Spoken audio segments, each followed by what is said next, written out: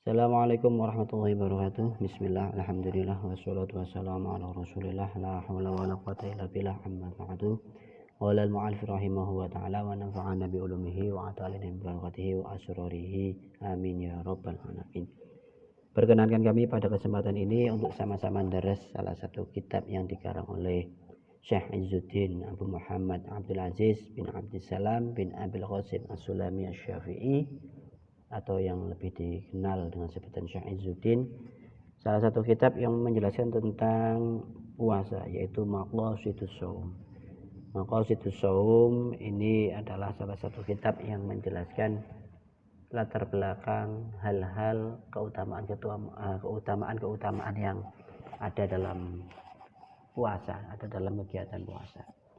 Dalam kitab ini ada 10 pasal. Yang pertama berkaitan dengan kewajiban puasa, keutamaan puasa, adab ketika berpuasa, apa saja yang harus dijauhi ketika melaksanakan puasa, iltimas Lailatul Qadar atau mencari malam Lailatul Qadar, i'tikaf, puasa-puasa sunnah, puasa-puasa yang dilakukan sebagai penambah amal ibadah kita, dan hari-hari yang dilarang untuk berpuasa. Pada kesempatan ini semoga bisa tetap istiqomah untuk kemudian membaca kitab ini. Apabila ada salah-salah mohon untuk dimaklumi karena memang masih belajar juga, ya. Bismillahirrahmanirrahim. Bismillahi ngawiti ngaji ingsun ing kitab Maqasidus Shaum kelawan nyebut asmaune Gusti Allah.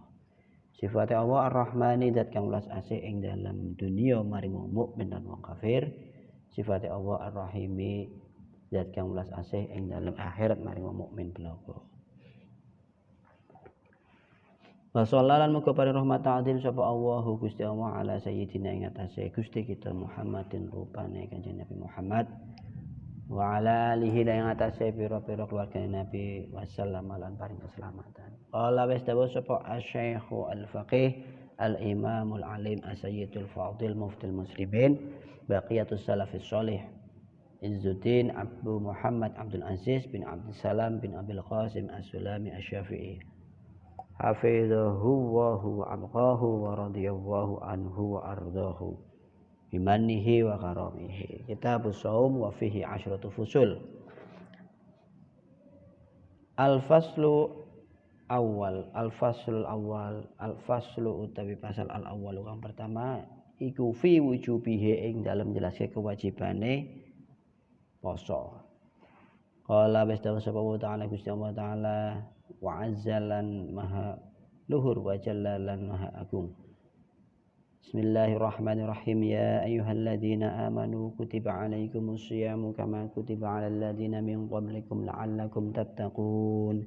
Wallahu a'lamu bimuradihi. Ya ayyuhalladzina eling-eling wong kang eling-eling wong akeh amanu kang padha iman sapa alladzina kutiba wis diwajibke alaikum ing atase sira apa asyamu poso kama kutiba kaya dene diwajibake alal ladzina ing atase wong akeh min qablikum saking sadurunge sira kabeh la'allakum mbok menawa-menawane sira kabeh iku tattaquna padha dadi wong kang bertakwa. Dari ayat Al-Qur'an yang barusan kita dengarkan, yang kita baca ini, kita semua insyaallah sudah mafhum, ya, sudah paham betul bahwa ayat untuk terkait dengan kewajiban puasa ya surat Al-Baqarah ayat 183 ini, ya. Nah, kemudian apa sih esensi daripada kewajibannya itu? Karena harusnya kan kalau sesuatu yang wajib itu mesti harus ada akibatnya gitu loh. Bukan hanya sekedar akibat kalau misalkan kita melaksanakan kewajiban kemudian kita dapat pahala, kalau tidak melaksanakan nanti kita dapat siksa. Ini dari sisi maksud yang lain adalah ketika kita melaksanakan puasa, melaksanakan perintah Allah, karena puasa itu kan perintah yang sudah diberikan kepada umat-umat terdahulu juga, maka la'allakum tattaqun. Efeknya atau impactnya itu nanti akan menawa barangkali dengan puasa itu kita akan menjadi orang yang bertakwa, ya. Nah, gitu. Kenapa? Karena dalam kitab Sir Ramadan itu juga disebutkan bahwa arafa asyamu min akbari asbabit taqwa. Kita tahu kalau yang namanya puasa itu adalah salah satu sebab dari sebab-sebabnya takwa. Fihi imtisalu awamirillah wa ijtinabu nawahihi, karena dalam puasa itu ada faktor mengikuti perintah Allah dan juga menjauhi larang-larangan Allah. Bahkan ini cukup berat. Puasa itu ibadah yang cukup lama, yang lama ya, dibandingkan dengan ibadah wajib yang lain. Misalnya sholat itu kan maghrib berapa menit, isya berapa menit, tapi kalau puasa min tulu'il fajri shodiqi atau fajri sani ila hurubi syamsi, itu kalau di Indonesia sekitar 13 jam sampai 14 jam. Jadi menahan haus, lapar, ya tidak makan, tidak minum. Selain itu kita juga harus menahan hawa nafsu. Nah, kemungkinan terbesar dari apa yang sudah kita lakukan dalam berpuasa itu tentu nanti akan menimbulkan sesuatu yang namanya adalah ketakwaan. Nah, takwa menjadi hal yang sangat seksi, yang sangat diidam-idamkan, karena Al-Quran seringkali memotivasi kita untuk menjadi orang yang bertakwa. Dan juga tentu kita ingat ayat-ayat watazawwadu fa inna khairaz zadit taqwa, ya. Mencari bekallah kalian, ya, karena sesungguhnya bekal yang paling utama itu adalah takwa. Pokoknya takwa semua. Gitu. Ya. Kemudian maknahu utawi maknane la'allakum wa menawa sira kabeh iku tattaquna padha wedi sapa sira kabeh annara ing geni bisa mihi kelawan sebab posone wong. Jadi puasa itu, kalau kamu puasa, kita puasa itu kan takwa, kita merasa takut. Takwa itu kan ada yang menyatakan juga adalah takut itu ya, takut kepada api neraka tadi. Fa inna saumahu sababul ghufrani dzunubi al-mujibati linnar. Fa inna saumahu mongko setuhune posone wong iku sababun dadi sebab, ai asbabun yaitu sebab-sebab li ghufrani dzunubi maring diampurane pira-pira dosa al-mujibati kang mesti akeh linari maring neraka.